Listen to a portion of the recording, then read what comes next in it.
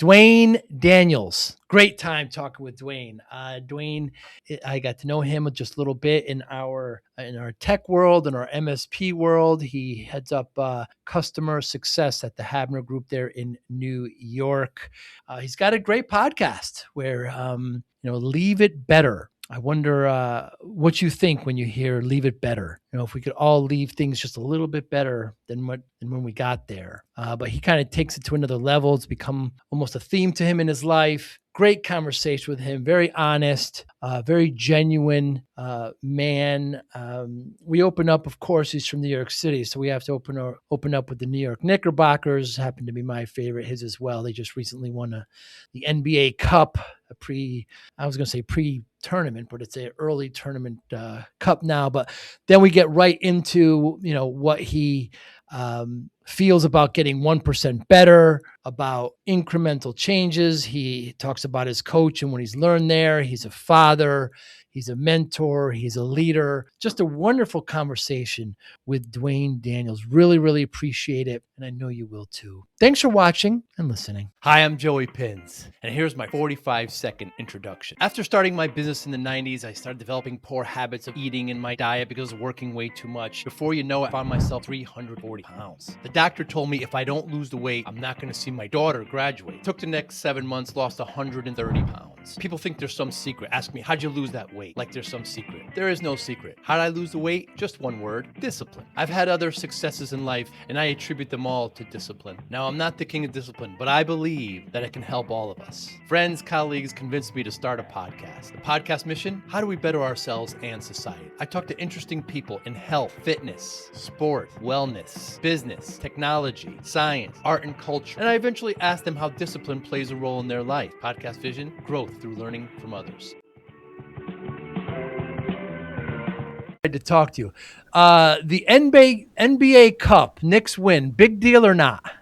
It's a big deal for a fan like myself. Me too. I've been a Knicks fan since forever. They're telling me not to celebrate it. Guess what? I'm celebrating it. I tell you, if they would have lost that game, it would have been a big deal. Exactly. Why not celebrate it? Because they were down the whole first half. It was a great game. Yes, exactly. That's a very good point, because we were in a very bad situation. If we win, they won, so what? If we lost, you see, I told you they can't win anything. It would have been worse. Yeah. And was it Mike Wilbon there?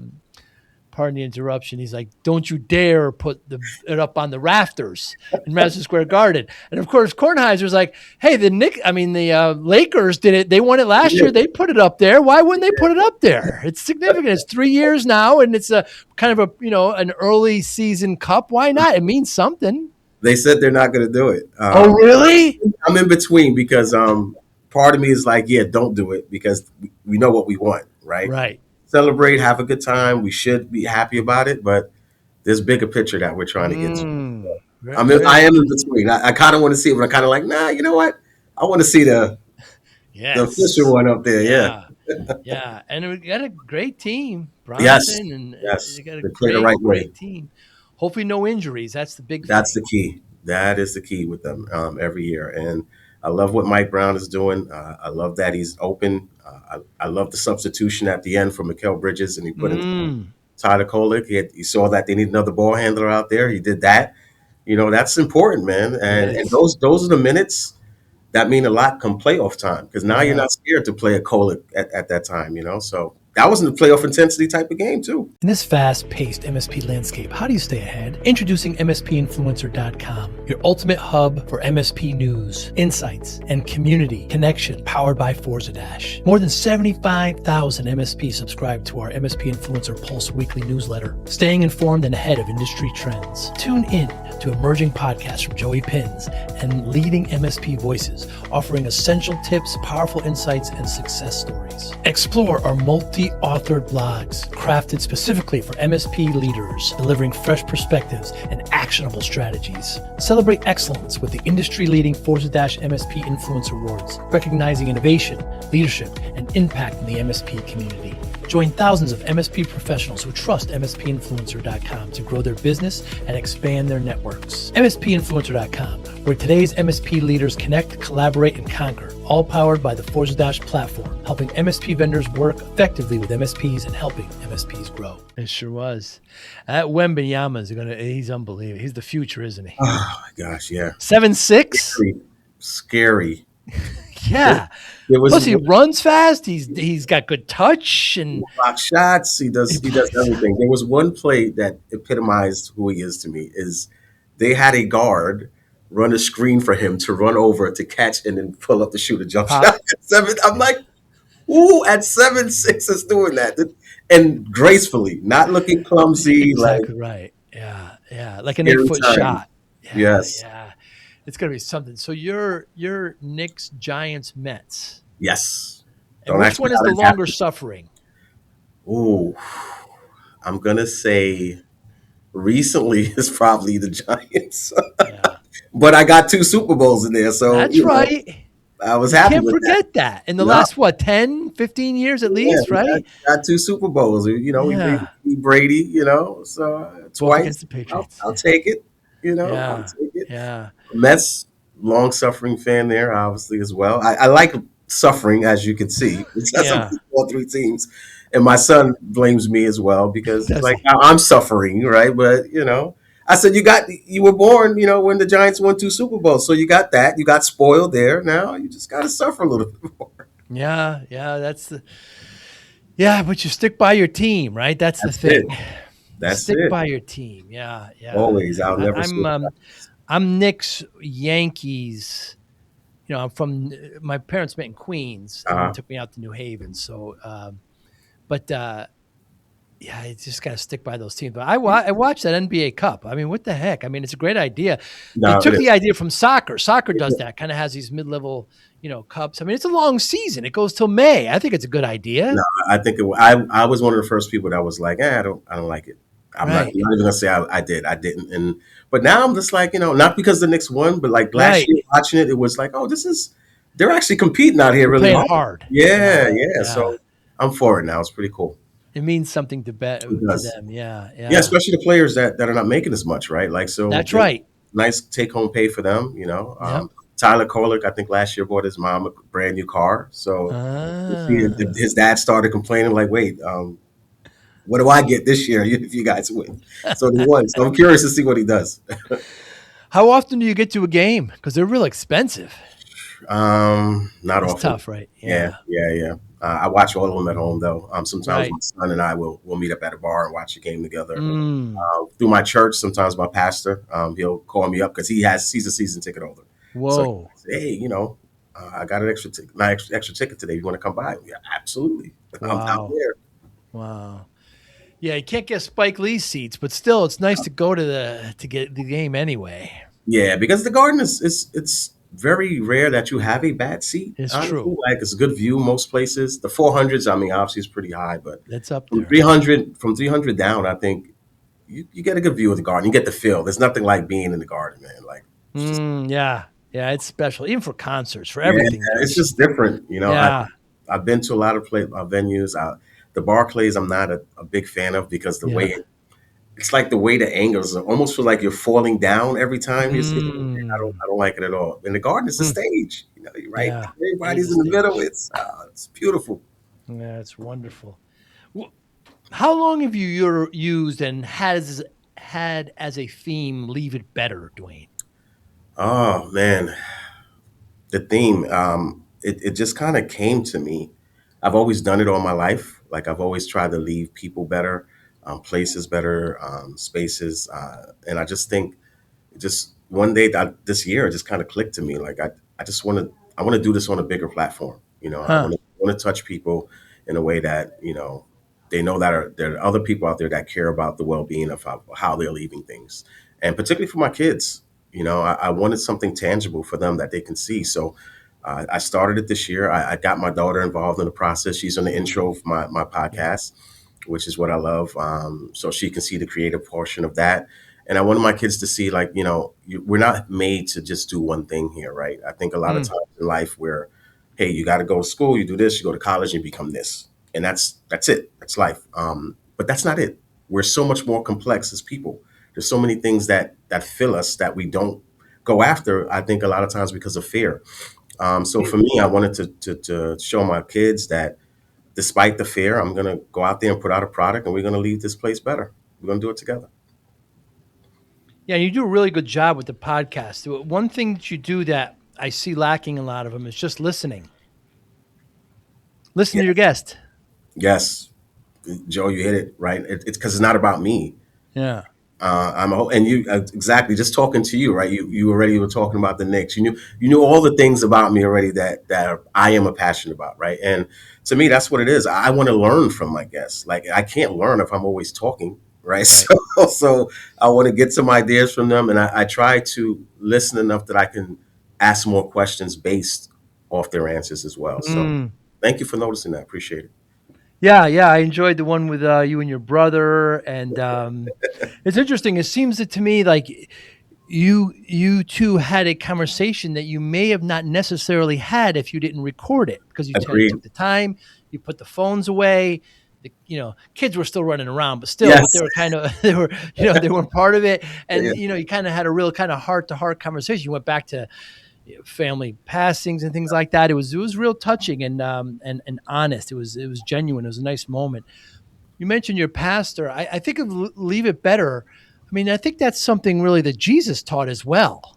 Yes, absolutely. I'm not a big I won't say I know the Bible from front to back. I will never say that I do that, but Mm, I do know that that was the goal, right? It's to always leave places better, and I think that was what he always thought about, right? When I touch this person, how do I handle this person in a way that they don't feel neglected or not loved? How do I show up and give people grace, and give yourself grace as well, right? Because we all fall yeah. short. So for me, is when you're leaving it better. It's not always the big giant things that we all think about. It's the small actions. It's the really really small interactions with people. Noticing when someone's having a bad day, man, or just saying hi. How are you doing today? Mm, Those things are very important to me. Please, thank you, right? I think sometimes they're forgotten things, so that's leaving it better, right? Someone opens the door, thank you. How many times sometimes people open the door and just walk right through, don't say anything to the person that holds the door for them, right? mm. So when people think of that, I just want them to think of the small acts of gratitude that you can do for people that leave them in a much better place. It is amazing sometimes how you just hear a compliment, just a random one, and just how it kind of makes your day. It does. It does. And that's one of my guests I talked to before about that. She mentioned just like, "Hey, girl, your hair looks great today." Oh, wow. Mm, Oh, thank you. Like, mm. and it's those things that maybe someone was having a very bad day, and you were the one person that said something good to them, and it changed your attitude for the rest of the day. Yeah, it really can. And I'm in a little bit of a neighborhood there, and there's little. I have daughters, so I daughter. Whenever I see daughters, I'm always a little bit more sympathetic. And one of them was talking to me, and I said, "Oh, that's a very pretty dress that you have on." And her sister, who also had a dress on, kind of, moved her chest kind of closer to me. I said, "You have a pretty dress too, Right? as well." Because You see? It's like, wait a minute. What about me? yeah, what's wrong with mine? Yeah, yeah. Right. And Right. it goes a So long important. way. You mentioned how you strive to get 1% better every day. So just these small incremental changes. How long have you had that kind of position? I say it started back with my first coach. His name is Devin Bandison. He's been coaching me for a very long time, and that's it was several years ago. He's always talked about that, the 1%. And then what I did is I read a book called Atomic Habits, Oh yeah. and then that also plays into the 1%. And that's got me into the mindset of just like, hey, show up and do the thing, right? Yeah. It might not be what you wanted to, where you wanted to go that day, right? You might not have your full energy to do it, but if you're 1% better than when you were yesterday, then you're good, right? I always use the analogy of like, if someone is going 1% to the gym every day and someone is not going at all, who's better off, Mm. right? Is it the person that's just getting up, showing up, and trying, or the person saying, that 1% is not, why do it? Hmm. And how do you measure that? Do you feel at the end of the week you've grown a little bit? Do you take stock and try to measure that? That's a good question, Joe. You know what? I've never measured it. I Mm. think now that I think about it, the way I measure it is by how I show up each day. right? If I Mm, show up and do the thing, right? If I show up and I go to the gym, if I show up and, tell my wife I love her this morning, you look great. mm, That's all little things. That's all 1%, right? That's it. And that's the key. It's just showing up every day. You'll notice it. You don't have to physically take stock. But some people are like might want to do that. That's because that's how their brain might work, right? They might mm, want to know, wait, I did this today, I did this today, I did this today. So that's a good point. And maybe that's something I might start to do and measure it. mm. But I measure it by showing up. How do I show up for the people I love? Dwayne, what's the difference between a leader and a manager? Ooh, leader and a manager. A manager, I think, manages processes. Mm, A leader creates processes, processes, but also leads people. mm, He leads people not by a structured code of events or code that they have. You lead people by the interaction.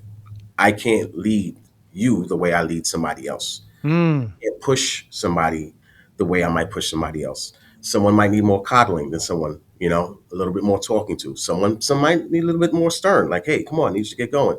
You know, Either way, no matter how you deal with people, you always have to allow grace, I think, with everybody.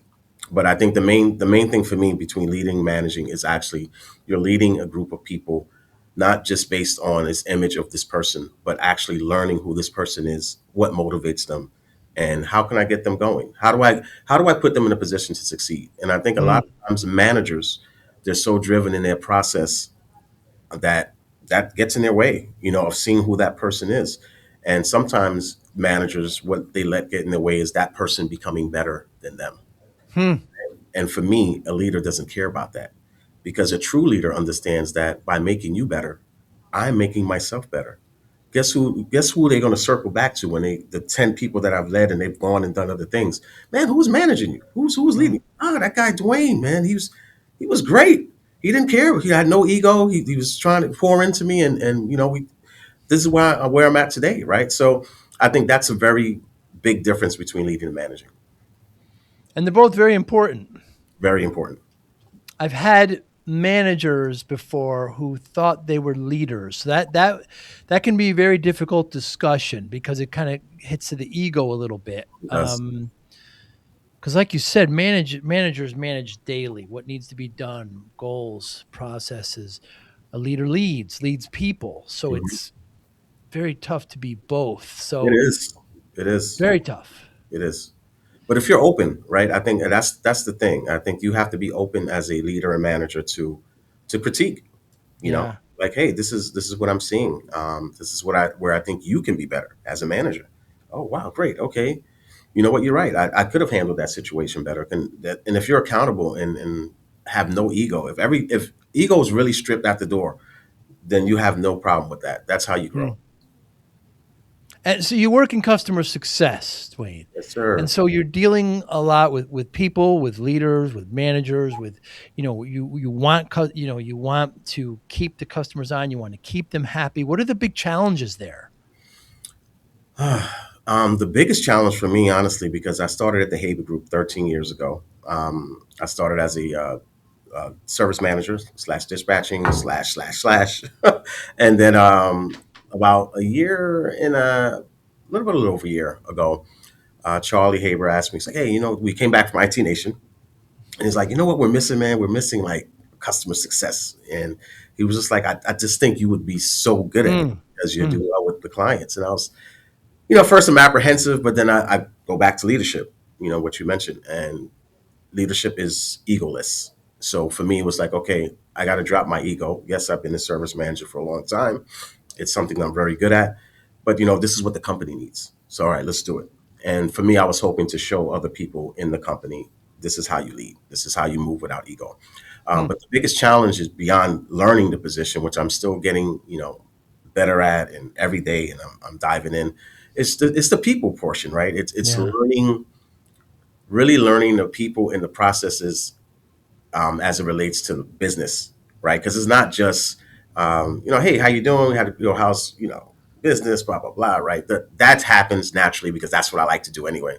So now it's really the process behind it, the strategic growth. Like, how do you plan for the next month, the next year, the next 2 years with clients, which is not something I was doing as a service manager. Hmm. So that has been the biggest challenge for me, but I like it because it's exciting. It allows me the space to grow and learn some new things. So, um, and I said this year, because I turned 50 this year, Wow. May, this past May, and I said this was going to be the year I was going to challenge myself and do everything, you know.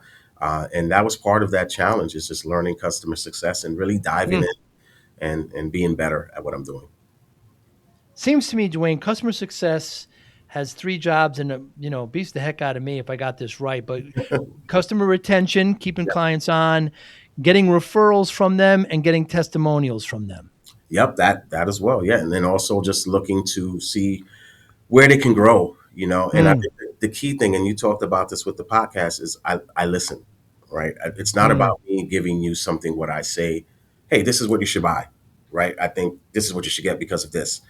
Yeah, there are some things that we're going to produce based off reevaluating your network, but do they align with where you want to go, right? And I think that's the big thing now. It's like I talk to the client and I want to know, what are your goals for the year? mm. What are you trying to accomplish? What technology do you want to align with this to help you accomplish this, right? And then we can look back to what we're doing to see if these things align. If they don't, it's okay. Sometimes you're still going to have a need in the tech side, regardless of what their goal is, like whether it's aging hardware or workstations, new firewall, stuff like that. But if we can align those things and the client feels heard, then it's not a sales job. And I've Mhm. always said that I'll never be a salesperson ever in my life. My goal is to align with the client to the things that they need, not because we want to give you something. It's because it's necessity for your business to thrive. Of course, the other side of that, Dwayne, is that when there's something goes really wrong, they're coming right to you, right? Yes, They're coming to you, and so now you've got to put out a fire, So I mean, and you've got to remain calm. You let management know or leadership know, and say, "Wow, that's the biggest client. We can't lose her." Then a panic starts happening. I say, "Okay." I mean, it seems to me that you would have pretty good control over keeping everybody calm, and let's create a plan. yes, that's I'm very good at that. But we have a really good team. We hired a new service manager recently. His name is Damien, doing a really great job.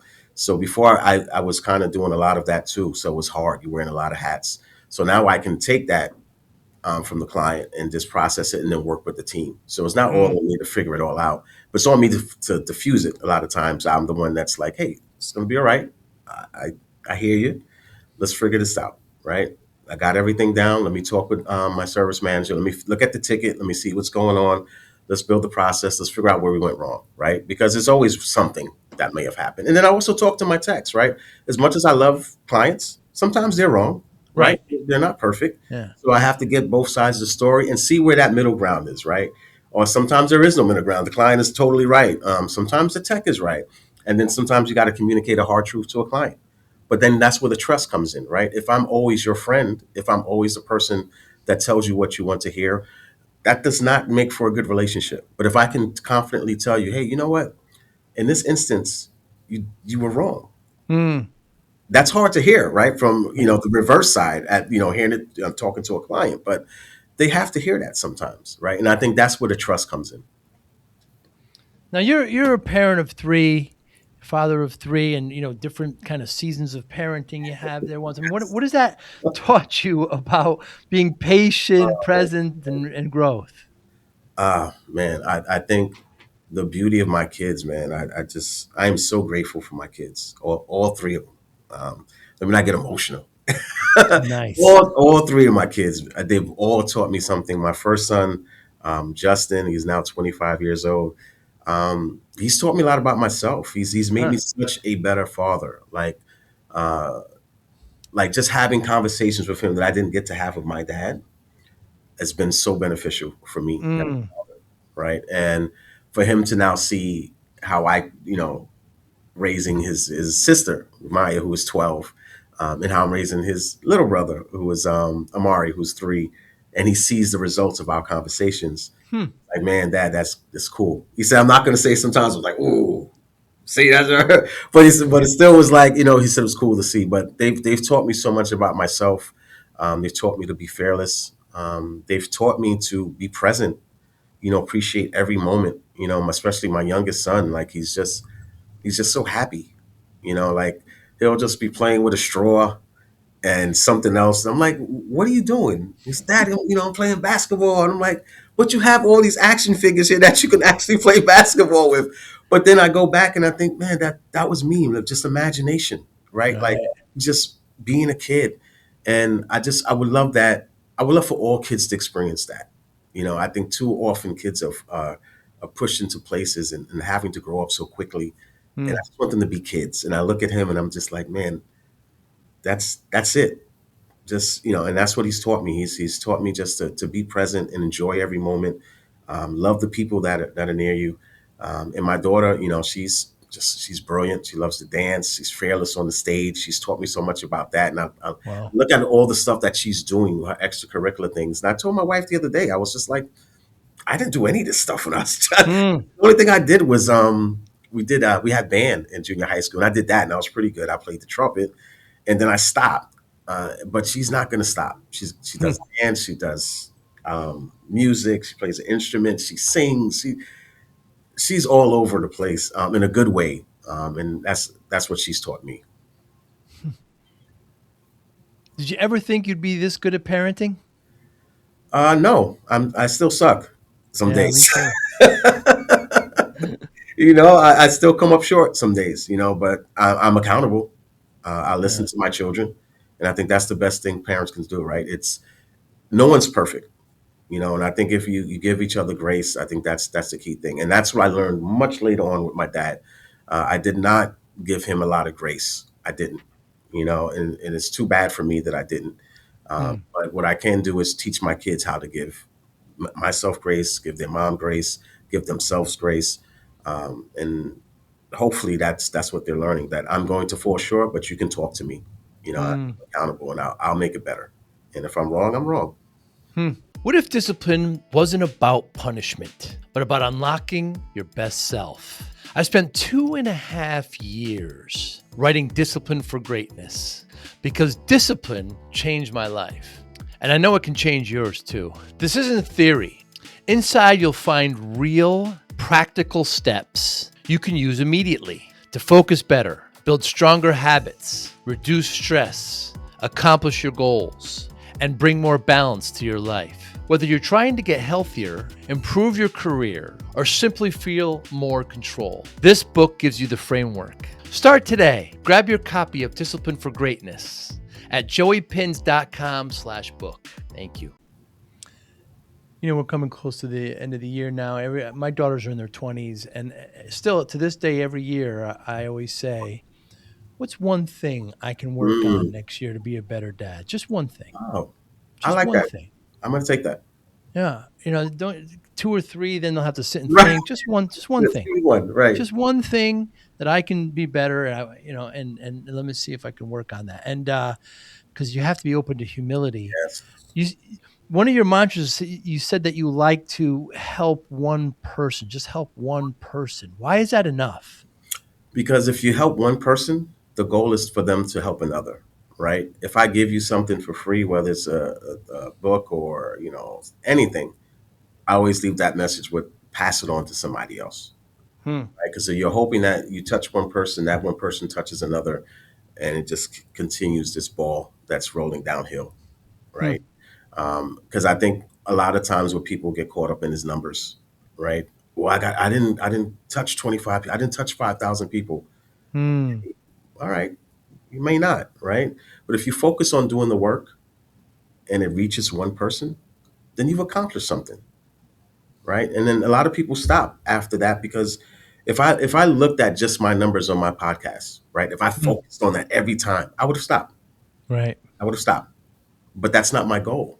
Hmm. Right? My goal is to change this world, right? Is to change behaviors and patterns and how people do things. And I can't change that if I'm not present. If I let numbers dictate my presence, then what am I doing this for? Hmm. So for me, if the ultimate goal is to change the world, I can't change it if my voice isn't heard.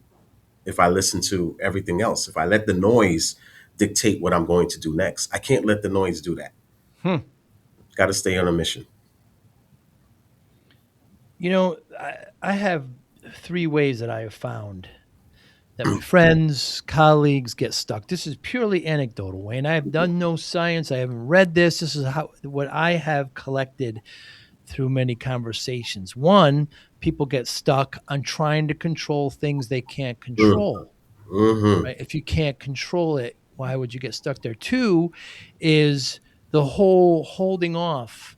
I'll be happy when Yes. I get the raise, or if that person treats me well, or when I graduate. So you're conditionally putting your happiness in somebody else's control when it's really up to you. And third is the whole, well, this happened in the past, therefore I'm this way now, or that's going to happen in the future, so I'm reacting this way now, or I'm stuck this way now. So it's kind of living in the past or in the future.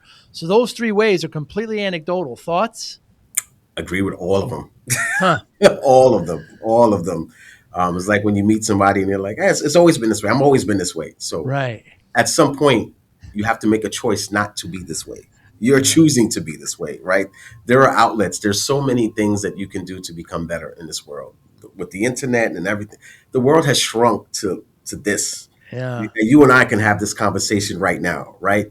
So there's no excuse for you not to be better, except that you want to stay Hmm. where you want to stay, right? And listen, I know there's circumstances sometimes where that aren't in your control, like you said, where you're just like you can't control it, and you're in an environment that's like just not great.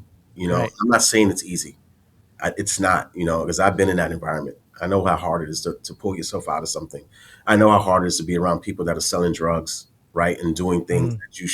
that you shouldn't be doing. But you see the fast money, they drive the nice car, and Temptation. you're working. Yeah. You're putting your head down, and that's what I was doing. I'm thankful for my mom and my Hmm. dad, and I used to put my head down and work. As much as my dad had troubles, he'd pick cans from the street to Hmm. get money. He'd wash cars. I saw him physically work, and that meant something to me. I saw my Hmm. mom get up at night, 10 o'clock at night, catch a 10:30 bus to go to Jacoby Hospital to work. Wow. I can't do what they're doing. Hmm. I see it. Yep. I can't do it. I can't. I see them working too hard. So for me, it built a strong work ethic for me. So I worked at Woolworth to age myself. There's Woolworth was similar to what I I guess remember. like Target would be. Right? Yeah. They had a little bit of everything. Yeah. Food counter. Yeah. So I worked there in high school. Before that, I used to wash cars. I used to sell like this drink. They used to call it no ices. They used to call it coquitos. I used to sell those with my this guy that used to do it on the block. But I always had something legally. Never did anything illegal because I couldn't let my mom down. Like Right. I would not want her to look at me and be like disappointed. So Hmm. that's where my work ethic came from. I heard recently from Shaquille O'Neal saying, "I can't mess this up." So many business deals after the NBA, and I can't mess this up because if I do, it'll take my mama's house away. So Mm, he always said, "I'm doing this for my mother. I'm yes, doing this for my mother, so it can't fail. I'm going to work at it and do it so it can't fail." But that's it. That's really good to kind of have that north star and it being your is. mother or being whoever, whatever it It is. is. And particularly being able to see how hard she worked. Right. She didn't want to get up that late and have to do that, but Mm, she did it for us. I've seen her sacrifice so much and so much love for me and my brothers, and just I'm so grateful for her. Like mm, I really am, and I'm grateful for my dad. And even with all the tribulations, I've gotten stuff from him. Rest in peace to him. But I learned more from him in death, and which is hmm. a lot of people Yikes. don't understand that part of it sometimes. But what I was able to do is give him more grace in death, because as I Mm, got out there and he was in Pensacola, Florida, and I buried him out there, I talked to his siblings, and I learned more about him. Who he hmm. was, because we didn't have those conversations. So I tell my kids all the time, there's anything you need to talk to me about, anything you want to ask me about my history, Mm, whatever, let's mm, ask me, because there's going to be a time I'm not here. And if there's anything I need to reconcile with you, let's do it. If I'm not hitting the mark, let me know. I'm okay. I'm a big boy. I can take it. Might be some tears, but that's okay. That's what's good about it. And my dad has taught me a lot about that as well. He was a loving person. giving almost to a fault. Mm. But then I realized, obviously, like, he went away to Vietnam, came back. He was a black man coming back from that war, no job, Horrible. mental health issues. Just, it's terrible. PTSD. Cast to the side, But as a young black boy growing up, you want your dad, and Right. you don't understand all that stuff is heavy, man. I don't know what that looks like. I don't know about someone right next to me blowing up. Right. What would that do to me? Children. Yeah. Yeah. I don't know what that would come back like, So I've learned to give him grace, and I love him more now than ever. We had a lot of great memories growing up as well. So I keep those close to my heart. I have two uncles that served, and boy, I tell you, Dwayne, they would not talk about it. Yeah, I'd ask, but they would not talk Mhm. about it. I mean, it's hard to. So, I mean, when the world feels heavy, these Yeah. heavy subjects, Dwayne, and it's and how do you keep grounded? How do you keep reality? How do you you know keep looking forward when things get really heavy like that? Do you have a method? Do you have a way? Uh, Family. I lean on Mm, my kids, my wife, I got great core friends, people I grew up with, like since I was like in elementary school. Like I got mm, 5 guys that we're always just really good with. And I have my coach, Devin Bandison. I talk to him when I need to, and I have the mental health. So if I need to talk to somebody, I'll talk to somebody. mm, If I'm getting to that space, and I had to do that last year. I felt like it was too much, and I couldn't put my finger on it. And I was telling my wife, like, I'm just off. I know it. mm. I'm just not feeling good, and I need to talk to somebody. And I want people to understand that it's not a problem to talk to somebody. Just go ahead and do it. Just do it. It'll benefit you, because a lot of times what we tend to do, particular people like myself, that I like to give, I like to help, I like to show up for others, I Mm, like to pour out, pour out, pour out, pour out, pour out. And sometimes you don't understand that your cup is getting very, very empty. hmm, So you want to get to the place where you pour so much into yourself that when people are when pulling from you, as my coach would say, the coffee cup, and a lot of people have the saucer underneath it, right? You want your cup to flow so much that people are pulling from the saucer. hmm, They're not pulling from the cup; they're pulling from the overflow. And when I get to that point where I start feeling that, I know I have to talk to people. I got to fill hmm. my cup. I got to go hang out with my friends. I got to go talk to my son. Start pouring my stuff back into my cup. Wow. Things that make me feel good, right? And then I get to the point where, yeah, all right, I feel good again. It's work. The moment that you think it's not work is when everything falls apart. So that's what I do. I also like what you said, Dwayne, about learning from death. My sister had passed, 20 years ago, Hmm. and ever since that, whenever I talk to my mother, we always say "I love you" at the Hmm. end. Yep. Maybe the last time we ever say it. You don't know what Yep. we don't know. We That's don't it. know, and it does teach you. It's very permanent lesson. It does, and I do the same. My mom, my friends, my kids. Mm, I never leave a conversation without saying I love you. I love you. Yeah, I tell yeah. my son how proud I am of him all the time. I want him to always know that. I don't want anyone to ever second guess how I feel about them, particularly people that I love. Mm. Has there been something, let's say 10, 15 years ago, Dwayne, that you believed in firmly believed in something that you no longer believe now? Oh, wow. Um, that I no longer believe now. That everybody has it all together, Huh. right? And I think because social media and everything else has played into that, right? Yeah. We see all the highlight reels of everybody, that's doing great and doing good things, and you're like, man, I really don't have anything together. These guys Huh. are doing this, they're doing that, and you're like, not everybody has it all together. People are going through things. You don't know what they had to do to become what they are today. You don't know what they were struggling with, but you see the end result. You don't see the work.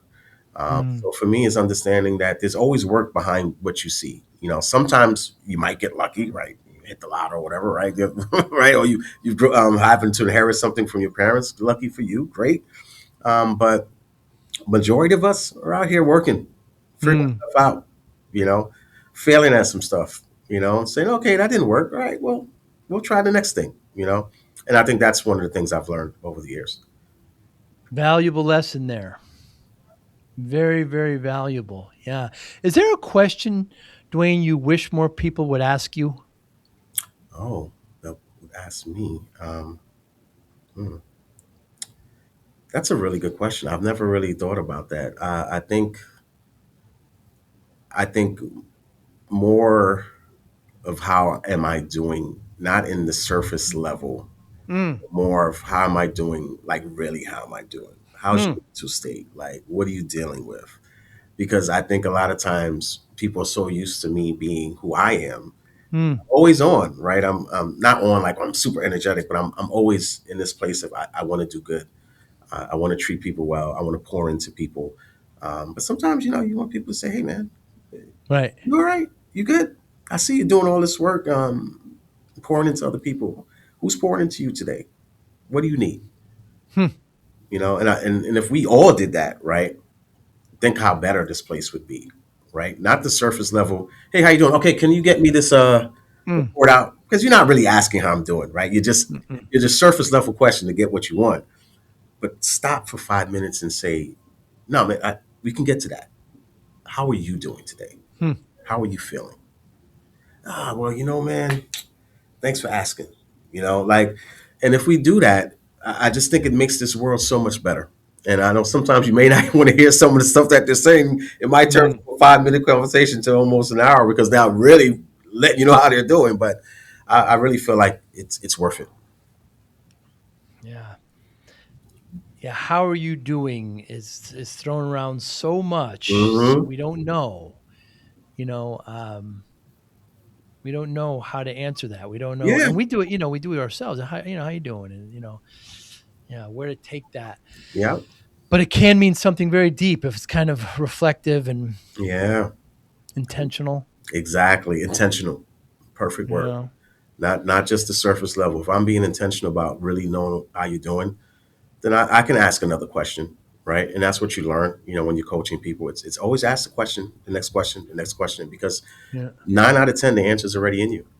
I've just got to ask the right questions to pull those stuff out of you. So Dwayne, I started my tech business, my MSP, back in the '90s, and I Hmm. was working way too hard, and I was not paying attention to myself, and not exercising, and eating poorly. Next thing I know, in front of the doctor, she tells me I'm at 340 pounds. So I gained, yeah, I I gained could never see this with you, Joe. Yeah. Yeah, yeah. 46-inch waist. Yeah, I'm now 32. Yeah. So she Kudos says to to me, you. if you don't lose this weight, you're not going to see your daughter graduate. My daughter was just born. Wow. Scared the life out of me. So, I'm driving home, punching the steering wheel. I can do everything I want to myself, Dwayne, but it's much bigger than me now. I've got a family. I've got to be around for them. So I spent the next 6, 7 months, lost about 130 pounds, and Wow. and kept it off. So you can't look at these things as finishing lines, right? These are lifelong changes you have to make. Absolutely. So when I tell people this, they always say, "What's your secret? What you do?" And I say, "There's no secret. Discipline, right? Yes. Motivation, Oh, willpower, focus. How does discipline play a role in your life, Dwayne Daniels?" wow. That is my favorite. One of my favorite words. Power of Discipline. One of my favorite books as well. Hmm. And it does. I think discipline is the center of everything that we do. Everything. You see someone that's successful, they're a very disciplined person. They're Hmm. disciplined and they're consistent. And I think discipline, if you're disciplined, you can accomplish anything. I really feel like that. It might take you some time. Obviously, you might not get it as fast as other people. But again, that's when you have to run your own race, right? Not get caught up in the highlight reels of Instagram and everything else. Run your own race with supreme discipline. Hmm. You start today and you said, hey, I want to lose weight. Don't put a number on it. Like you said, no, I want to lose weight. Honestly, I wouldn't even say I want to lose weight. I want to be a healthier version of myself in a year. What does that look like? Who do I need to be, right, to become that person next year? What are the Hmm. steps that I need to take? And if you apply discipline to that, by next year, you will be a healthier person. Hmm. I really feel that truly in my heart. And I tend not to say weight numbers because, weight can fluctuate. You might go up a pound and now you're like, oh my God, but Mm, clothes fitting. Oh, you know what? Things are fitting a little bit better. Can I mm, get up the stairs a little bit better than I did before? My joints don't hurt as much as I used to, right? Because I'm not carrying as much weight. Those are things that can tell you your body is starting to really move in the right direction. I think sometimes if you get caught up in just the weight and not the process and the discipline, that's when you fall back into bad habits, right? So if I build good habits, I have great discipline, and I'm consistent, mm. forget it. You can accomplish whatever you want. I really truly believe that. And sometimes I fall short with discipline. Like I want to do things. I'm like, Me too. I know why. I know why I'm not doing it. I have the answer. Come on, get it together. Mm, mm, That's when you got to give yourself grace. You know, we're living life. You're taking care of kids. You got a wife. I got a job. You know, I'm trying to do the podcast. I'm trying to coach. I'm trying to do all these things. So sometimes I'm going to fall short, and it's okay mm. to notice that and say, okay, this is why I fell short here, and let me work on these things and get back to what I was doing. But discipline, yeah, perfect word. Love it. Was it talked about in the household with your mother, or was it just kind of exemplified by what she did? Um, Not really talked about. My Right, mom was more of a she was a worker. She would talk to us about save some money. You know, you got to save right. some money. Don't spend all your money. You know, Mm, my mom mm, told me about humility, love, welcoming others into your home, just taking care of people. That's where I get all that stuff from now. mm. But discipline was more like no, but now I think about it. There was discipline. We had to listen to her. We had to follow Right, rules, right? of We course. had to be home at a certain time. The We went to structure. bed. There was structure, right? We had to, sleep at a certain time. Like all those things. Now that I think about it, yeah, she did teach us some discipline. It Yeah, it was talked happened. about Yeah. what was building good habits. Hmm. We knew if we had to have a test, we had to study for our tests. Um, she tried to make sure we ate okay. But us being kids, sometimes we didn't. It can be very hard. Yes, Yeah. yes. Uh, what motivates you, Dwayne? Um, I would say first myself. I want to Yeah. I want to be a better version for me more than anybody else, and then my kids, my wife, my mom, my friends that I love. I just those people motivate me. Because they're all great people. I want to leave a legacy behind, and that's not financial or cars or house. Yes, I want to do those things for my kids. I want to leave them stuff, but I also want to leave them me pieces of me that they can carry on. To Mm, me, that's what legacy is. It's your values, how you treat people, how you show up for people. That's real legacy to me. That's generational changing legacy, right? Like if my father wasn't in my life the way he wanted to be, my goal was to not be that, right? It was mm, to be something more. And that's what I have become. And my goal for my kids, if they decide to have kids, they may not want to, is that they become better parents, than I am, right? And not be me, but be the best version of themselves. So mm, that's what my motivation is. Like, I know they watch me every day and they may not say it, but I know they are. And I'll give you an example. My 3-year old, he just wakes up sometimes and he's like, he'll touch my wife's face and he say, "You're so beautiful." And I know that's him watching me talk to my wife and tell when I tell her she's beautiful, when I tell her I love her, when he tells me he loves me, like he'll randomly, "Hey, Daddy, I love you." That's not by accident. That's by me showing up in my actions and how I treat his mom, how I treat his sister, how I tell him I love him, how I hug him and embrace him. Those are things that change generations because he's not going to be broken. My daughter's not going to be broken. mm, My oldest son is not going to be broken. They're coming from love. Now that's a shift. That's a real shift. mm. Car can, I'll give him a car, and what happens? The car falls to pieces. He might forget about it, never use it again. But those values, where do those go? Those carry over and over and over again. So, given that motivation, Dwayne, legacy, impact, how do you measure success? I measure it by my own measures. Like for me, Mm, I am already successful. I'm happily married. I have 3 adoring kids that love me. I have a stable job. I can provide for my family. I am successful today. mm. That's it for me. And I think that's what everyone needs to do.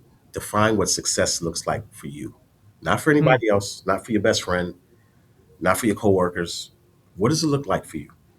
Success for some people might be one bedroom apartment, working at Home Depot, and having a girlfriend or whatever, and they're happy. Are you happy? That's success, right? If you're happy in what you're doing, then you're successful. Measure it on that, not what the world is telling you to measure success on. Because if you do, you're always going to fall short. Hmm. You're always going to feel like you're insignificant. You're always going to feel like you didn't do enough. Oh, I don't have this. I don't have that. Yeah, it's okay. Yeah, there's a lot of things I don't have. But guess what I do have? Whole lot of love. Yeah. Whole lot of love, man. And I have a warm home to come to. I'm not living in the streets. My kids are eating. Electricity is on. Hmm. I have a job. I am successful. Hmm. Dwayne, has there been anything in the last 30 days or so you changed your mind on?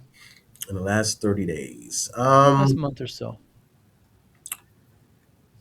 uh, that's a good question. The last 30 days, I would say that I'm not doing enough, right? Hmm. Sometimes I get caught in that myself. Like, okay, what else? What else can I do? Uh, but when I look at what I am doing now, just podcasting and trying to coach and showing up for my kids and my wife and everything else, I am doing enough. Hmm. I'm doing pretty good, and I got to remember the same advice I give other people is to give it to myself. Like, just give myself more grace for the things that I've accomplished this year, and just be gentler with yourself. And that's what I need to do as well. Hmm. Want to show your love for discipline, inspiration, and the Joey Pinz podcast? Now's your chance. Introducing the brand new Joey Pinz merch store, where style meets discipline. Choose from premium apparel, cozy hoodies, stylish hats, durable bags, and your new favorite coffee mug, all featuring the iconic Joey Pinz logo. Perfect for podcast fans, discipline enthusiasts, or as unique gifts for friends and family. Every purchase supports the Joey Pinz Discipline Conversations podcast, helping us continue to inspire greatness and promote positive change. Visit joeypins.com/store today and wear your discipline proudly. Joey Pinz merch. Wear it, share it, and live it. And in your opinion, the greatest 90s hip hop act is? Oh, wow, that's hard. Greatest '90s. Oh man, this it's too many for me, man. I grew up in the Nick? greatest era of hip hop. I always say that. I was lucky enough to grow up in the Bronx when hip hop was birthed, and I've never looked back. And I would Huh. argue that the '90s would be the greatest era of hip hop. It just had So everything. Naughty by Nature, Wu-Tang Clan. Yes, that's why I can't pick one. You see, Yeah. it's just too many great groups. Obviously, Biggie, Jay, like it was, and I try to tell my friend, not my friend, my son. We were so close, like my friend, right? So, how great of an era it was, and just like Yeah. even with the Clips, who came out a lot later, we went to see the Clips at a concert, and it was like this. It was real nice. It wasn't a big nice place, but it was just like it was a hip hop place, right? You could just Yeah. Yeah. great energy in there, Sure. and I wasn't sure he was gonna like it because there was a lot of the old songs too that he's never heard. He was jamming. He's like that. This was the best Huh. that I've ever been to, and I was like, this is what '90s, early 2000s hip hop was like. It Yeah. was a feeling, and I always tried to tell you what it was, but this accomplished it for you. And he was just Huh. so charged, but. Yeah, '90s just too many for me. I can't pick one. Yeah, I got into hip hop. My relatives are in Queens and of course the Bronx too, in Throgsneck. Ah, Yeah, they're building a casino there in yeah, Throgsneck. By they're right on Randall, yeah. crazy. Uh, but yeah, so it was Run DMC, it was LL Cool Yes, J, it yep. was Mm-hmm. Eric B and Rakim, it was Boogie Down Productions, Ah, right from the Bronx there, see KRS that? One, How and could you pick one? Look at that. Look at yeah, you can't. Yeah, Public Enemy. Yeah, that. you can't. Yeah, yeah, it's really, really tough, and it was such a wide scale because you Yes. even had, yeah, Public Enemy was, more serious lyrical Uh-huh. content. And then you had the Fat Boys that were Yeah. just all about being funny and just still great songs, Yep. but just just about being, Yes. and it Yes. was such a great time. And of course, it was birthed in the '70s, right, with Yep. Grandmaster Flash and these kinds of. But where it is now, it's It's has different. absolutely, yeah, it's grown. And I remember in the '80s trying to explain to my teachers about hip hop, and I got into it for the best reason of all, Dwayne. It was because of course a young lady was into it, so Of therefore course. Yes. why Why else? else? Right. It's Only like, listen to this Run DMC album. I said, okay, okay. yes. That's right, and that's the way it is. That's the way That's it is. and I was hooked ever since. Dwayne, I Um, thank you love so Run much for DMC. your time today, my friend.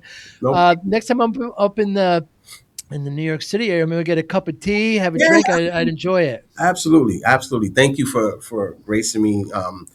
And allow me to be on your stage here. You do an amazing job as a podcaster. I listen to your stuff. I think I always want to learn, and you've been in the business for a very long time. You're just a pro. But it's not. When people say, "Oh, you're a pro," but it comes off like robotic. No, you're a pro, but it's easy. Like it looks easy, and I know it's not because there's preparation that comes from that. And that's one thing I want to leave people with as well is just before I used to attack things because I'm excited, right? I want to just do the thing, do the thing, do the thing. And I encourage you to still do the thing, Hmm. prepare, and then do the thing. Doesn't have to Hmm. be perfect, but prepare and then do it. Hmm. Not perfection. We're not chasing perfection. We're just chasing, going out and chasing the thing that you love. Just go ahead and do it, man. Yeah, follow your passion. I would. LeaveItBetterPod.com. That's the best place to get in touch with you. Yes, sir. Yep, yep. Best place. All my podcasts are there as well. They're on YouTube, but I try to keep it there really quickly. So people want to do any coaching, books, whatever. It's all there. Very easy. Dwayne, I thank you so much for your time, my friend. You be well. You too, Joey. Thanks again, man. Really great conversation. Appreciate it. Thank you for listening and or viewing Joey Pinz Discipline Conversations. Please share this episode with one or two of your friends who you think may benefit from the episode. Our website, www.joeypins.com. There you'll find lots of resources and you could join our mailing list. Please follow us on all our social media, Instagram, Twitter, and Facebook. Podcast information, the video version of our podcast is on YouTube. Please subscribe. Audio is on all major podcasting platforms. Please follow them. And if you like it, please consider giving 5-star rating. Would really appreciate that. Thank you again for listening or watching Joey Pinz Discipline Conversations.